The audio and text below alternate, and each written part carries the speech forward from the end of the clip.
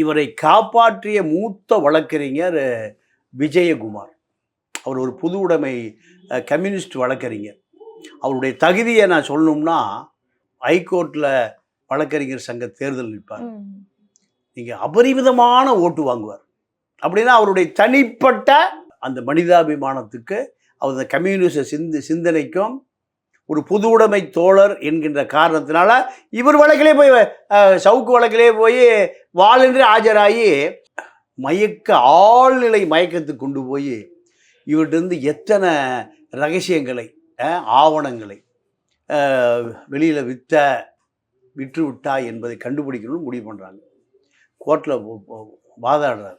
தயவுசெய்து அவருக்கு மூளை சிதைப்பதற்கான முயற்சி நடக்கிறது. இப்படி போராடித்தான் அந்த அந்த நார்கோட்டியான ஆழ்நிலை மயக்கத்துக்கு கொண்டு போய் பதில் வாங்குகிற அந்த முயற்சியை தடுத்தவர் மூத்த வழக்கறிஞர் விஜயகுமார்.